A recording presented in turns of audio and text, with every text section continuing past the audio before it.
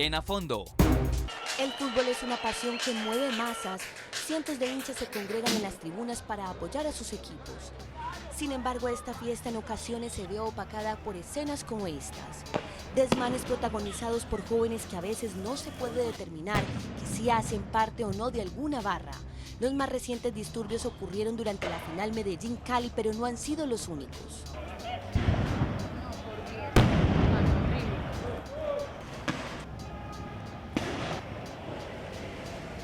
La violencia de algunos hinchas se traslada de las tribunas del estadio Atanasio Girardot a los alrededores como esta, la carrera 74, en donde habitantes del sector aseguran que viven verdaderas batallas campales cada vez que se realizan algunos de estos partidos de fútbol.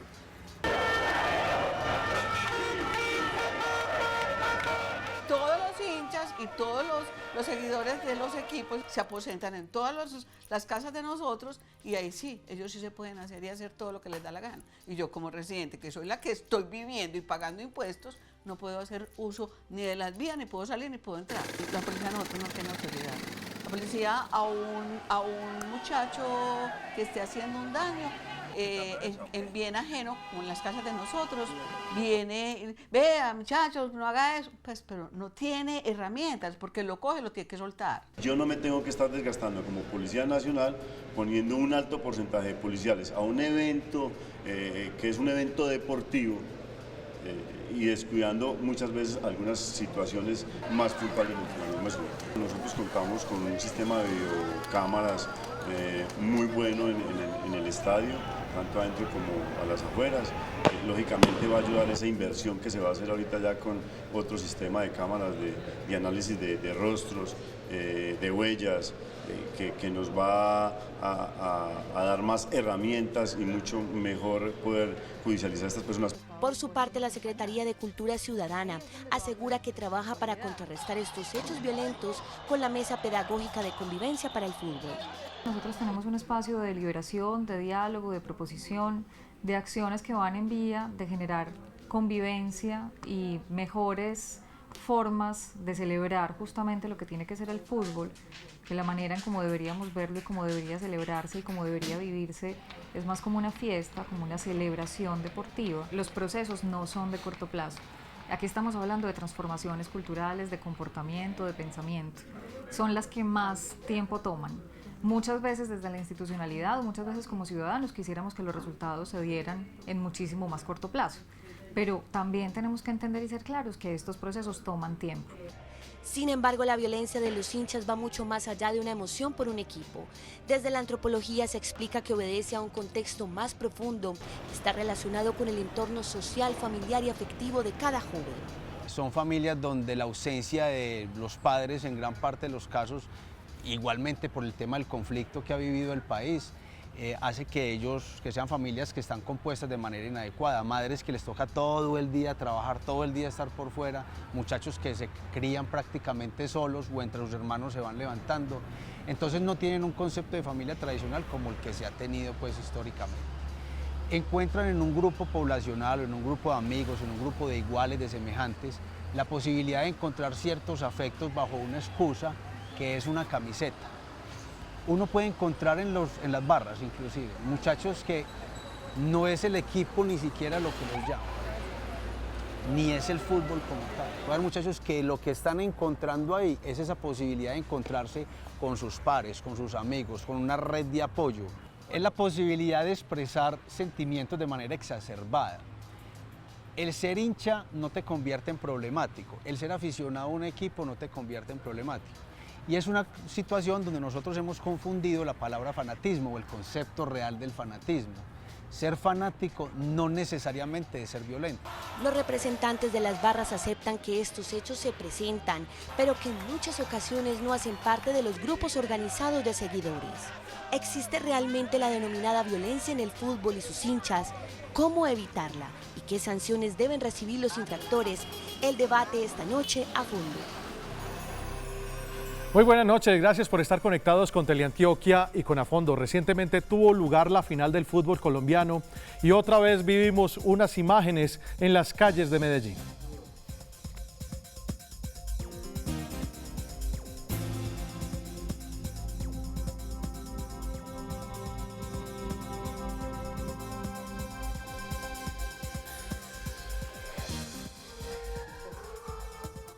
Imágenes que se han vuelto a veces comunes tras los partidos, los clásicos o partidos entre equipos grandes.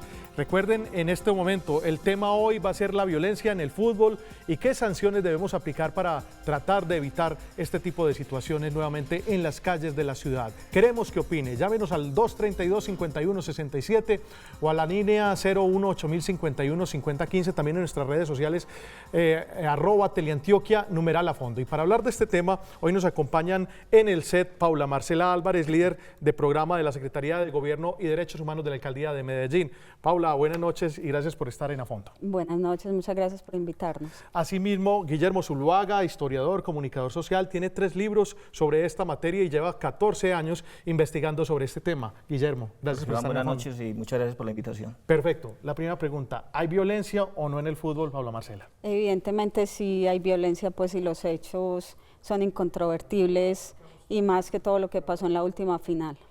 ¿Y eso es muy repetitivo en nuestra ciudad o no?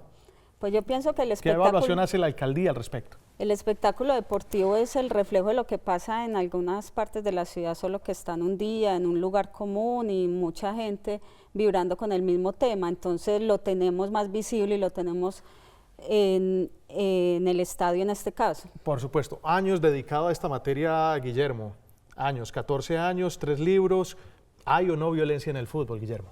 Yo pienso que hay violencia en torno al fútbol, pero decir la violencia en el fútbol, como mucha gente dice, esto es lo que pienso que hay un error, porque el fútbol como tal es lo contrario. El fútbol es un deporte y se crea es para mitigar la violencia, para que toda esa energía que muchas veces la gente a veces tiene, pues tenga en el deporte la posibilidad de calmarla. Entonces decir que hay violencia en el fútbol me parece que es un concepto errado. Pero bueno, hay una violencia, como lo dice la doctora Paula Marcela, en torno al fútbol, o sea, en torno a veces a un partido de fútbol, a una final, pues se pueden exacerbar los ánimos y conducir a que haya hechos violentos o vandálicos, pero decir la violencia en el fútbol, como mucha gente lo vive repitiendo, me parece que sí es un error. Pero yo antes de continuar, Jorge, quiero hacer una aclaración, y es que yo hago parte de la mesa de convivencia en el fútbol, escribo sobre, pero yo quiero hoy hablar como investigador más que como miembro de algunas agrupaciones a las cuales pertenezco acá relacionadas con el fútbol. O sea, los datos míos son a título personal como investigador. Como investigador, perfecto, Guillermo, pero lo que vemos es que esa situación a veces es repetitiva. La gente dice, hombre, sí, aquí hay unos desmanes, aquí hay una situación que se está presentando en la ciudad, a veces en los clásicos, o cuando juega Millonarios, o cuando juega Nacional, o vienen, digamos, algunos equipos grandes a la ciudad, no solamente en la ciudad, sino también en otras plazas del país, y dicen, hombre, sí, violencia, y lo vemos en otros titulares, lo que pasó en Turquía, lo que pasa en Argentina, lo que pasa en Brasil, lo que pasa en muchos países con respecto a esto. Entonces, ¿qué genera esa violencia? ¿Qué puede estar generando, digamos, esa situación de anormalidad de que cambiamos lo que es un espectáculo, la alegría, por simplemente hechos vandálicos o enfrentamientos? Hay que tener en cuenta algunas cosas, Orribán. Primero es que el fútbol no es una isla dentro de las sociedades, y el fútbol precisamente es un crisol donde se conjugan pues todos los problemas y todos los elementos positivos de una sociedad. O sea, se juega como se vive, dicen pues los expertos que han trabajado mucho este tema. Y lo otro es que, o sea, si nosotros tenemos una sociedad violenta, una sociedad dividida, una sociedad polarizada, pues eso lo vamos a ver también en el fútbol. Como lo decía ahorita el antropólogo Luis Fernando, pues de todas maneras el fútbol es la posibilidad de muchos jóvenes hacerse sentir. Entonces, ¿por qué hay la violencia? Porque los muchachos saben que si ellos van, pues el fútbol y los hechos que ellos protagonicen, pues les va a dar también un foco, ellos van a ser importantes por una tarde, entonces me parece que son elementos que hay que tenerlos en cuenta. Exacto, si es un reflejo social, es decir, en sociedades avanzadas, digamos, tal vez menos violentas que la nuestra, también se presenta ese fenómeno. Pero más asociado a otros asuntos, por ejemplo, la gente tiende mucho a asociar el tema de Colombia con Inglaterra, y me parece que es un error compararlo tanto para el problema como para la solución, porque los problemas, por ejemplo, de Inglaterra, los hooligans estaban más asociados al fenómeno del racismo, o sea, una sociedad donde había unos brotes de racismo, pues en el fútbol veían la posibilidad de expresarlo, pero por lo mismo, porque el fútbol tiene cámaras, porque el fútbol es el fenómeno social, cultural, económico más visible que tenemos en la actualidad. Bueno, los desmanes contra el ornato público, contra las viviendas que están cerca al estadio, contra inclusive personas que pueden estar cerca del estadio, son comunes y se presentan regularmente en la ciudad tras partidos importantes. ¿por qué, digamos, no se detiene eso? ¿Por qué no hay en ningún momento un alto donde podamos parar este tipo de situaciones que se presentan regularmente alrededor del estadio? Bueno, ahí hay que hacer la aclaración que evidentemente el Estado, en este caso la Alcaldía de Medellín, es el encargado de salvaguardar la seguridad ciudadana, entonces tiene que tener unas normas y tiene que acogerse a unas normatividades nacionales para salvaguardar esto. Entonces, las cosas en el papel están dadas y el Comité de Seguridad y Comodidad y Convivencia en el fútbol tiene muy establecidos los protocolos para cada tipo de partido. Pero ustedes se reúnen, todas las autoridades, va la policía, va el DAGRED, van los bomberos, va la defensa civil, va la mesa de convivencia, se reúnen con los jefes de las barras y sigue sucediendo esto. Sí, no, y evidentemente, como pasa en nuestro país, en muchas situaciones, no solo en el fútbol, la dificultad de la individualización de las personas que están cometiendo estos desmanes hace muy difícil posteriormente hacer una judicialización. Y hay otro problema muy grave que es el tema de los menores de edad. Muchas de las personas que se quedan afuera del estadio, que no logran entrar porque no tienen su boleta o porque muchas veces no les interesa, se quedan generando desórdenes al exterior del estadio. Es también de resaltar que dentro del estadio no ha habido lesiones ni ningún tipo de delitos dentro del estadio en Medellín hace mucho tiempo. Eso es destacable, sí, eso es destacable. Que es un elemento, Jorge Iván, muy interesante lo que está planteando la doctora Paula Marcela, y es que dentro del estadio ya no hay problemas. Entonces, un elemento que debería de analizarse precisamente sería en qué momento están ocurriendo los hechos. Y los hechos están relacionados con el final del partido. ¿Qué sucede al final del partido? Que la gente sale eufórica, o porque ganó o porque perdió. Y mire un elemento tan interesante, Jorge, como para entender este asunto, y es que no es solo la violencia, la euforia no solo la manejamos mal en el fútbol, pasa que el fútbol, como lo decíamos ahorita, pues tiene el foco, es noticia, es interesante, pero es muy triste, y comparémoslo con el Día de la Madre, o sea, es el día en que más gente muere en Colombia. ¿Qué está pasando ese día? Que la gente está eufórica, está feliz o está triste por la ausencia de la madre, y la gente termina agrediéndose. Pero ninguna de esas dos situaciones debería existir. Claro, pero mire, entonces también cuando la gente sale del estadio está eufórica, o porque ganó o porque perdió, y ahí es donde se deberían de tomar las medidas, y ahí es donde pienso que las autoridades deberían, y las autoridades y la sociedad como tal. O sea, pero hay algo que no está funcionando, pero no hay algo que no está funcionando en esas medidas, Guillermo. Ahí es donde yo voy, pienso que ahí es donde hay que hacer un análisis de qué es lo que está pasando. O sea, si los hechos están ocurriendo al final del estadio, hay que empezar a pensar por qué ocurren ahí, ya dijimos, la euforia que no la sabemos manejar, y a partir de ahí empezar a tomar medidas, y a tomar, que no tienen que ser disciplinarias, sino medidas que pronto puedan ayudar a contrarrestar esa situación. No, medidas judiciales, diría uno, porque es que en 2013 tengo el dato de 900 hinchas detenidos, llevados a los calabozos por parte de la policía, y no sucedió nada con esos hinchas. Ninguno de esos hinchas, 900, ninguno fue judicializado. Entonces, algo está fallando. Sí, y una de las soluciones que se ha planteado en algún momento es que desde la Fiscalía General de la Nación y desde la rama judicial tengan en el sitio, dentro del estadio, en el partido, un juez y un fiscal para poder hacer ahí mismo el reconocimiento y la individualización de las personas. Más que adentro, tienes que ser tal vez afuera, porque es que afuera es donde se están, como ustedes mismos lo están diciendo. No, dentro del espectáculo digo, pues en el mismo lugar, no tener que desplazarlo, llevarlo, aportarlo ya individualizado. Y además hay otro asunto que hay que tener en cuenta. Esto no es solo responsabilidad de los hinchas, y tampoco es responsabilidad solamente del Estado. Los equipos tienen mucho que hacer también en este tema, la misma dirección del fútbol a nivel nacional, los mismos patrocinadores. Pero Paula, si efectivamente no hay sanciones contra esas personas que están cometiendo esos hechos delictivos, porque podemos calificarlos casi de hechos delictivos, sí, que era algo similar a lo que pasaba con los hooligans en Inglaterra, que ya tuvo que meterse la justicia. Si no hay justicia, digamos, tenderemos en el futuro a repetir este tipo de hechos. Y si no, hay también los medios tecnológicos para poder ayudar al reconocimiento. Digamos que Medellín ha estado avanzando lentamente, pero tiene que llegar el momento en que tengamos todas las herramientas para poder sancionar ejemplarmente a los ciudadanos que no se están portando bien. Pero, Guillermo, o sea, yo pienso que lo de sancionar, pues que plantea la doctora Paula, me parece que hay que hacerlo, ¿cierto? El Estado tiene que garantizar unas condiciones a la gente y a los vecinos, como se dice. Pero yo quiero volver otra vez como con la alternativa. Porque en vez de pensar en sancionar, no pensamos ya como en hacer algo con los hinchas a la salida del estadio? No sé, se me ocurre.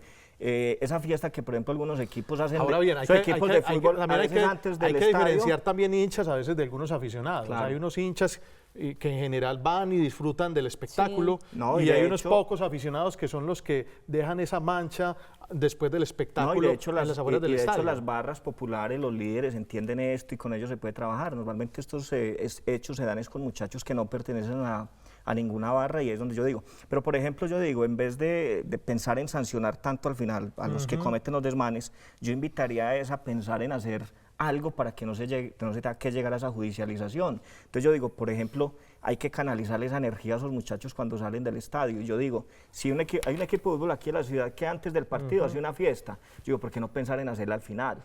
O sea, que cuando los muchachos salgan en medio de esa alegría o de esa tristeza, pues se encuentren como con una alternativa distinta, pues como para canalizar. Pero le quiero poner el ejemplo del último partido. Los muchachos, yo estuve en el estadio, entonces los muchachos salen muy tristes por la forma como jugó el equipo y porque se perdió. Sí. Y lo primero que se encuentran afuera del estadio es el ESMAD. El ESMAD. Y claro, y entonces ahí es donde uno dice, bueno, el ESMAD sí tendría que haber estado ahí. No porque, y quiero tocar este tema porque desde los códigos, desde las normas se dice, es que el Estado tiene que garantizar la seguridad y entonces está estos manuales y estos protocolos. Pero yo digo, el ESMAD sí tiene que estar afuera de un estadio en un partido de esto. Y lo termino con esto, Jorge Iván. Eso exacerba los ánimos. Claro, porque la pregunta es, ¿qué significa el ESMAD? ¿Qué significa un tipo vestido como un Robocop afuera de un estadio? ¿Qué significan dos tanquetas? Porque estaban ahí afuera, entre el centro comercial y el estadio. O sea, esa vaina representa algo, ¿cierto? No es un carro cualquiera, sino que es un carro que representa la autoridad. Y los pelados que van al estadio, normalmente los jóvenes son sardinos. Entonces, ¿qué significa para un tipo que tiene 13, 14, 15 años? Ese ESMAD, allá afuera, ese carro es la autoridad, ese carro representa la autoridad, y sabemos que los chicos, los jóvenes, que lo dicen los psicólogos, siempre quieren acabar con todo lo que les genere autoridad. Entonces, de ahí viene la película famosa aquella de asesinos por naturaleza, de matar a los papás, ¿cierto? Lo que eso significa. Entonces, usted sale bien eufórico y hay una triste. actitud de rebeldía frente a la autoridad. Entonces, yo soy rebelde, yo quiero matar al padre porque yo soy joven y lo primero que encuentro es lo que me representa ese padre, esa autoridad, ese Estado que yo no comparto. Pero ahí tiene que haber policía, es decir, tiene que haber policía, no bueno, afuera del estadio, pero sí en los alrededores, porque lo que están haciendo es, digamos, por eso, una fórmula alternativa sería tener esa fuerza pública de pronto alejadita del estadio, ¿cierto? El ESMAD, bueno, que estén, pero no tenerlos, pues, que el chico sale, como le digo, triste y lo primero que se encuentra es el ESMAD, ¿cierto? Yo creo, o sea, yo invito a la reflexión sobre ese asunto. Claro, es necesario el ESMAD, lo que plantea él, digamos, ese punto, en un partido de esos clase A o tipo A, como ustedes lo califican, ¿qué tipo de seguridad tiene que tomarse para evitar desmanes, para evitar desórdenes o para prevenir situaciones dentro del estadio o fuera del estadio? El protocolo nos habla que en un partido tipo clásico deben haber 1.400 policías, y en un partido tipo A, que sería pues como un partido de alto impacto, deben haber 1.200 policías, pues, o fuerza pública que ayude a cuidar el tema. Entonces, pues yo pienso que son decisiones que la policía en su momento toma para salvaguardar la integridad. Lo que pasa es que también hay que tener en cuenta, y no es solo, Guillermo, cuando salen del estadio. Si vos ves el ambiente antes del estadio, donde se ubican los hinchas del Medellín y donde se ubican los hinchas del Nacional, ya hay desórdenes sin haber partido, sin que salgan con los ánimos exacerbados.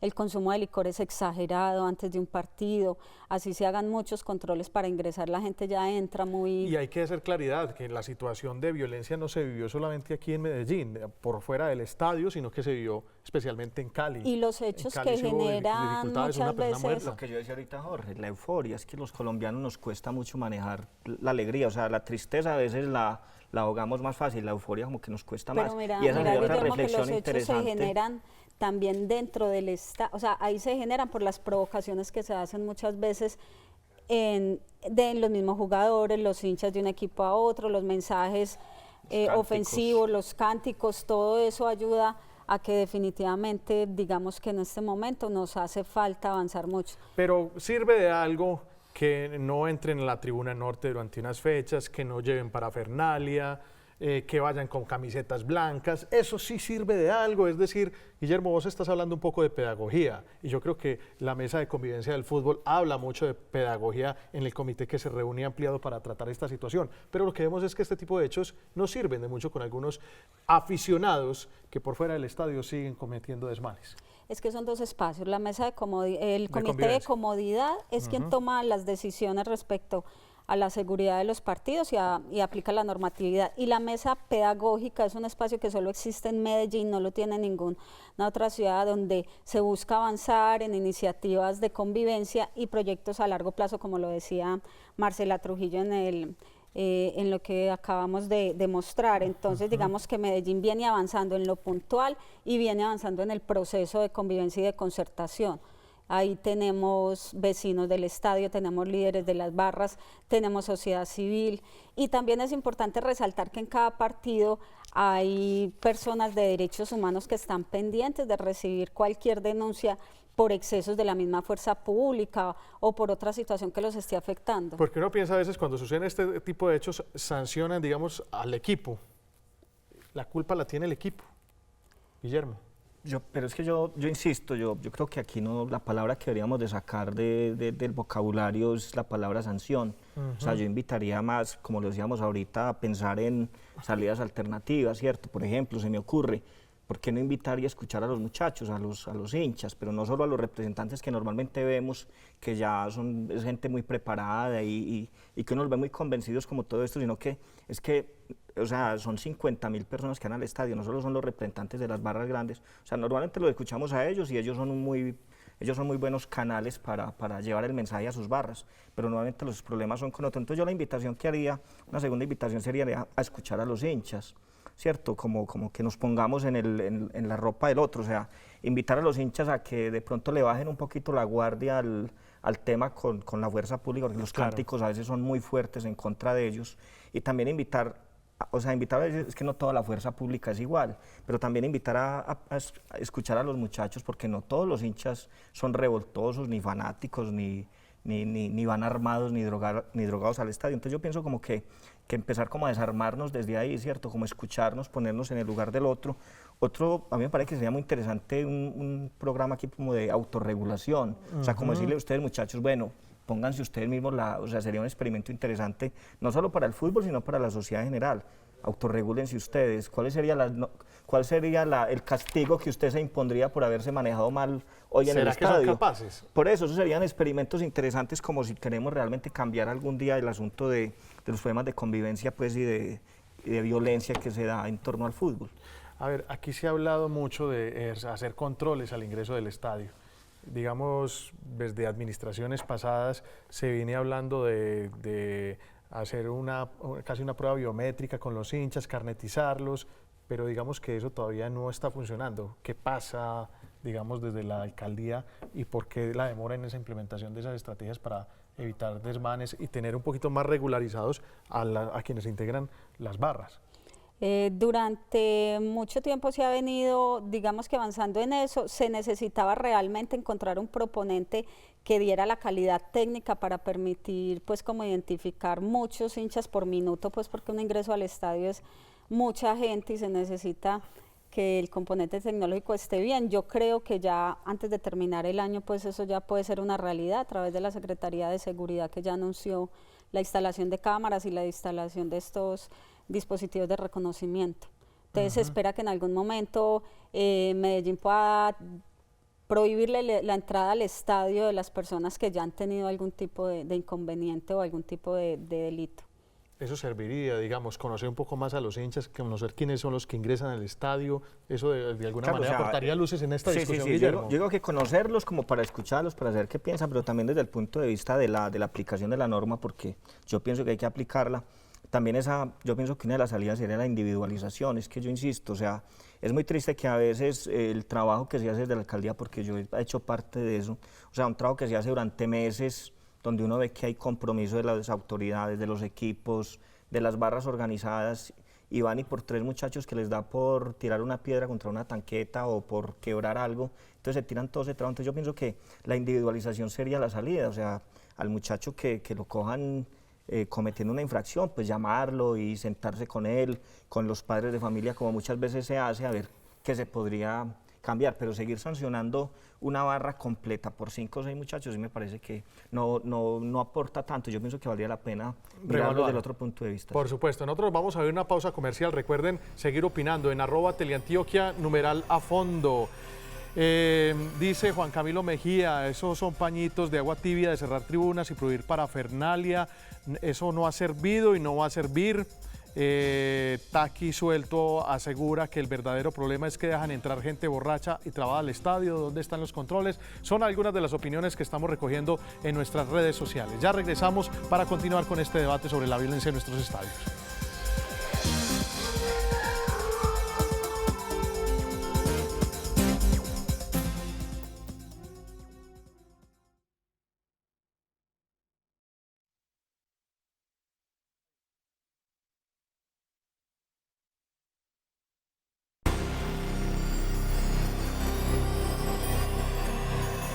Voy a preguntarle sobre menores, porque me parece importante lo que usted dice. Muy bien, estamos en A Fondo, estamos hablando de la violencia en el fútbol a propósito de los desmanes que se registraron en la final del fútbol colombiano. Estamos con Paula Marcela Álvarez, de la Secretaría de Gobierno, líder del programa de la Secretaría de Gobierno de Derechos Humanos, y Guillermo Zuluaga, historiador, comunicador social, experto en esta área. Paula, un grave problema que se registra con estos desmanes es que casi todos son protagonizados por menores de edad. ¿Y qué pasa con los menores de edad? La familia, los padres de esos menores de edad, si hay una posición responsable por parte de ellos a controlar el ingreso al estadio y lo que hacen muchas veces por fuera del estadio. Lastimosamente no, hemos tenido partidos donde la mayoría de los adolescentes que son capturados, pues son retenidos en ese momento, no son reclamados por sus padres, llaman y no les interesa simplemente pues como saber de la situación. Y eso es una situación gravísima porque ellos no se les puede judicializar pues, claro. Y evidentemente uno esperaría responsabilidad de la familia, pero es muy poco. Gran parte de los detenidos por estos desmanes son adolescentes, son menores de edad. Sí, y de hecho las mujeres son las que utilizan para poder entrar armas al estadio y para poder entrar droga. ¿Cuál sería un mensaje final frente a esto? Digamos, ¿qué viene hacia el futuro entonces para tratar de evitar y prevenir este tipo de situaciones en el estadio? Bueno, la alcaldía evidentemente le seguirá apostando a mantener el estadio abierto. Nosotros creemos en que el espectáculo de fútbol se lo merece la ciudad y hay muchas personas que son muy buenas, que van y alientan a sus equipos, y seguiremos avanzando para mejorar los controles y para poder darle más tranquilidad a la ciudad en este tema. Desde la mirada tuya como investigador, Guillermo, ¿cuál sería, digamos, el paso a seguir para evitar este tipo de hechos? Aunque has insistido mucho en el tema. Haciendo un símil con la sociedad, pues yo pienso con lo que estamos viviendo en Colombia, yo pienso que aquí le apostamos 40 o 50 años a las salidas por la fuerza militares con los grupos armados y eso no dio resultado. Y ahorita estamos en un proceso de paz. Yo también pienso que podríamos aplicar lo mismo en el fútbol, o sea, Martin Luther King decía que nada por la fuerza, aplicado por la fuerza es duradero, entonces, ¿por qué no pasar ya de esos mecanismos de fuerza, de sanción, de llevar el ESMAD a las puertas del estadio? ¿Por qué no intentar de pronto con salidas alternativas, con negociar, con escuchar a los hinchas y a partir de ahí construir como unos escenarios diferentes? Bueno, se nos acaba el tiempo, el tema es largo. Paula, de la Secretaría de Gobierno, muchas gracias por habernos acompañado. Guillermo, también comunicador, historiador e investigador de estos temas, gracias por estar en A Fondo. A ustedes también gracias por haber estado con nosotros. Recuerden estar muy pendientes de nuestras redes sociales, @Teleantioquia, #A Fondo. Los esperamos la próxima semana con otro tema de interés. Que tengan una feliz noche.